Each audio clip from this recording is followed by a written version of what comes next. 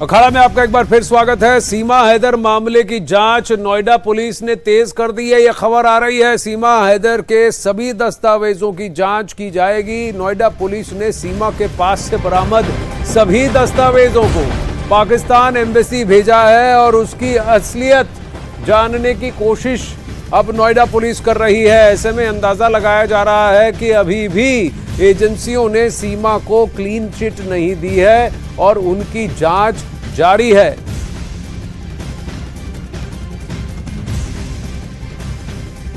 प्रश्न बहुत सारे हैं, लेकिन कई दिनों तक पड़ताल करने के बाद कई सारे तथ्य मेल खाते दिख रहे हैं। इस बात में अब ज्यादा संदेह नहीं कि सीमा पाकिस्तान से दुबई जाकर दुबई से नेपाल आई थी और नेपाल से हिंदुस्तान आई थी। सचिन के साथ रहने की मंशा से आई थी और सीमा ने यह बात कबूल की है कि जो उन्होंने किया है वो गलत किया है, कानूनन गलत किया है, इलीगल एंट्री की है भारत में। लेकिन वो भारत में कारागार में रहना पसंद करेंगी, लेकिन वापस पाकिस्तान नहीं जाना चाहते। आनंद तिवारी के पास चलते हैं, सचिन के घर से जुड़ रहे हैं, ग्रेटर नोएडा से लाइव जुड़ रहे हैं। आनंद, सभी दस्तावेजों को अब पाकिस्तानी एजेंसी भेज दिया गया है। एजेंसियों ने पाकिस्तानी कॉन्सुलेट भेजा है, दूतावास, उनसे जांच पड़ताल करने के लिए। लेकिन ये इन्वेस्टिगेशन किस ओर बढ़ती हुई दिख रही है? क्या अब एजेंसियां धीरे धीरे ये मानने को तैयार हैं कि बस अपने लिए एक फ्यूचर, एक भविष्य तराशती हुई उसकी तलाश में सीमा पाकिस्तान छोड़कर, सब कुछ छोड़कर सचिन के साथ रहने के लिए आई थी और नेपाल में भी सेटल होने की उसने कोशिश की थी। ये जासूसी का एंगल क्या अभी भी हॉट है?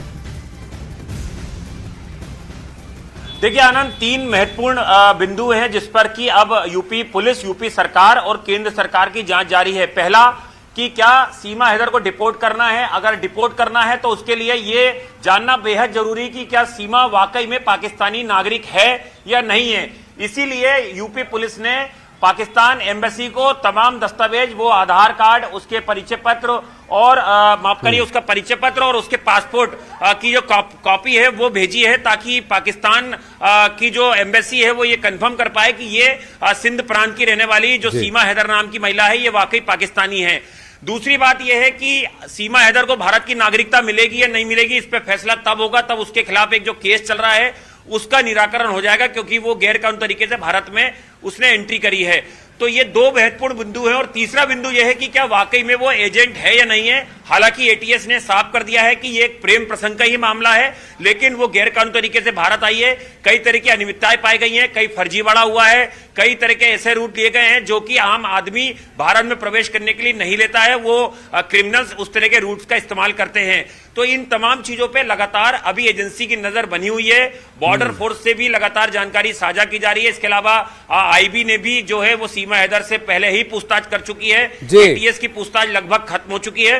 तो आनंद, इन तीन मुद्दों पे ही अब सीमा हैदर का अगला भविष्य निर्भर करता है कि क्या उसे वापस पाकिस्तान भेजा जाएगा या शादी की तस्वीरें, फोटोग्राफ्स, काफी कुछ आया है। आपने कहा प्रेम प्रसंग पर अब एजेंसी की थियरी धीरे धीरे सेटल होती दिख रही है। जासूस नहीं, लेकिन हाँ अवैध रूप से भारत में एंट्री की है। क्या सीमा भारत में पॉलिटिकल असाइलम की गुहार कर सकती है, शरण में आ सकती है भारत की? क्या अगर ये मूव होता है तो फिर क्या रुख लिया जाएगा? ये सारे प्रश्न भी बनते हैं।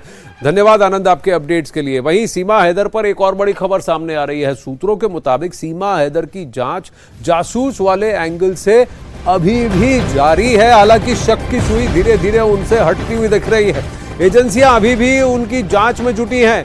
भारत, सीमा के भारत में दाखिल होने के मकसद की जांच हो रही है और इस एंगल से भी जांच की जा रही है कि कहीं सीमा लंबे समय तक हिंदुस्तान में रहने और यहां से पाकिस्तान में इनपुट भेजने के लिए एक बड़ी साजिश का हिस्सा तो नहीं है। सूत्रों के मुताबिक जांच एजेंसियां पड़ताल कर रही हैं कि कहीं 4 बच्चों की सहानुभूति और सचिन को मोहरा बनाकर सीमा किसी और प्लानिंग, किसी और मंशा, एक डीपर कंस्पिरेसी के तहत काम तो नहीं कर रही हैं।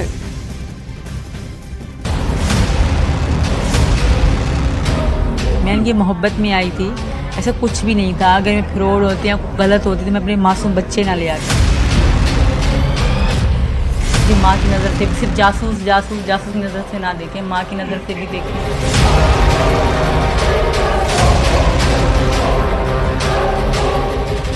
मैं अगर पाकिस्तान चली गई तो उनका जीवन खराब हो जाएगा। सबसे यही रिक्वेस्ट है, भले कहीं भी रख लें, कोई भी कानून हम पे रख लें, पर वापस ना भेजें सर। जमाने के सामने सीमा हैदर प्रेम की दीवानी दिखती हैं। प्रेम के लिए सरहदों को पार करने का जुनून पेश करती हैं। पाकिस्तान से आई एक महिला शुद्ध रूप से हिंदुस्तानी बनी नजर आती है। लेकिन क्या ये सिर्फ नकाब है? क्या सीमा हैदर की सच्चाई कुछ और है? क्या सीमा हैदर ने प्यार को हथियार बनाया और असल में वो दुश्मन मुल्क की अय्यार है? पाकिस्तान के कराची से हिंदुस्तान के ग्रेटर नोएडा पहुंची सीमा हैदर की जांच अभी खत्म नहीं हुई है और सूत्रों के मुताबिक जांच एजेंसियां इस एंगल से जांच कर रही हैं कि कहीं सीमा किसी बड़ी योजना के तहत तो भारत में दाखिल नहीं हुई। कहीं ऐसा तो नहीं कि एक गहरी योजना के तहत सीमा ने सचिन मीणा और मोहब्बत को एक ढाल बनाया, जबकि भारत में उनकी प्लानिंग कुछ और है। एजेंसियां तफ्तीश में जुटी हैं कि क्या सचिन मीणा को ट्रैप करने के लिए लंबे समय से प्लानिंग की जा रही थी ताकि सीमा हैदर को किसी भी तरह से इंडिया में पैर जमाने का मौका मिल जाए, और इसीलिए इस काम को अब अंजाम दिया गया है। दरअसल भारतीय नागरिकता हासिल करने के लिए कुछ लोगों ने ऐसी ही साजिश रची और ऐसे मामलों में जांच चलती रही है। लेकिन पाकिस्तान से जुड़ा मामला सामने आने पर एजेंसियों के कान खड़े हो जाते हैं, क्योंकि सीमा हैदर 4 बच्चों को भी लेकर भारत में आई है। क्या बच्चे भी उसके किसी ऐसे प्लान का हिस्सा है, या फिर वो वाकई में पाकिस्तान को छोड़ना चाहती थी? मैं यहाँ रहना चाहती हूँ। अगर मैं एक माँ हूँ, मुझे माँ की नज़र से सिर्फ जासूस की नज़र से ना देखें, माँ की नज़र से भी देखें। मैं 3 बेटियों की माँ हूँ। मेरे बेटे को भी छोड़ दें, बेटा बेटा होता है। मैं 3 बेटियों की माँ हूँ और वो मेरी ही बेटियाँ हैं। तो मैं अगर पाकिस्तान चलेगी तो उनका जीवन खराब हो जाएगा। सबसे यही रिक्वेस्ट है, भले कहीं भी रख लें, कोई भी कानून हम पे रख लें, पर वापस ना भेजें सर। वापस हमारे कोई कुछ भी नहीं है। सीमा हैदर पर सस्पेंस बरकरार है और साथ ही उसकी जांच भी बरकरार है। सूत्रों के मुताबिक एटीएस के साथ साथ बाकी भारतीय एजेंसियों की पैनी नजर सीमा हैदर पर है और अब ये तलाश किया जा रहा है कि क्या सीमा हैदर ने भारतीय नागरिकता हासिल करने के लिए सचिन को मोहरा बनाया ताकि वो लंबे समय तक भारत में रुक सके और मकसद को पूरा कर सके। सूत्रों के मुताबिक सीमा हैदर को सचिन से ऑनलाइन गेम के जरिए मिलवाना भी साजिश का एक हिस्सा हो सकता है, और इसीलिए वो ट्रैप में आ गया है। और इस काम में कोई ना कोई पाकिस्तानी हैंडलर है जिसने अब तक उसकी मदद की है। सूत्रों के मुताबिक एजेंसियां ये भी जांच कर रही हैं कि सीमा हैदर क्या किसी हैंडलर की मदद से भारत आई हैं। क्या सचिन को जानबूझकर ट्रैप किया गया है ताकि उसका सहारा लेकर सचिन के परिजनों और रिश्तेदारों की सहानुभूति लेकर वो यहीं बस जाए और बाद में वो हिंदुस्तान की सुरक्षा का कोई इनपुट पाकिस्तान को देने में मदद कर सके। सूत्रों के मुताबिक सीमा हैदर के खिलाफ 14 विदेशी अधिनियम और 120B के तहत मामला दर्ज हुआ है। सब कुछ जानते हुए भी अवैध तरीके से सीमा हैदर भारत में दाखिल हुई। ऐसे में भारतीय एजेंसियों की नजर सीमा हैदर पर तब तक रहेगी जब तक सीमा हैदर भारत में है, और इसीलिए सीमा हैदर से बरामद दस्तावेजों की तस्दीक करने के लिए नोएडा पुलिस ने पाकिस्तानी एजेंसी को वो दस्तावेज भेजे हैं।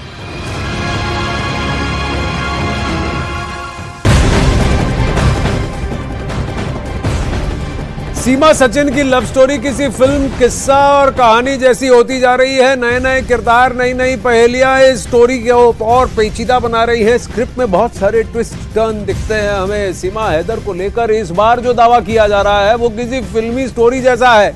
दावा यह है कि सीमा हैदर ने नेपाल आने से पहले वहां के बारे में कई महीनों तक जानकारी भी हासिल की। बॉर्डर के बारे में जाना, सुरक्षा बलों की तैनाती के बारे में जाना, और फिर अंत में किस बॉर्डर से भारत में दाखिल होना है इसका सिलेक्शन भी उन्होंने किया। तो काफी रिसर्च किया है। नेपाल की एंट्री करने से पहले सीमा ने यह एंगल सामने निकल के आ रहा है।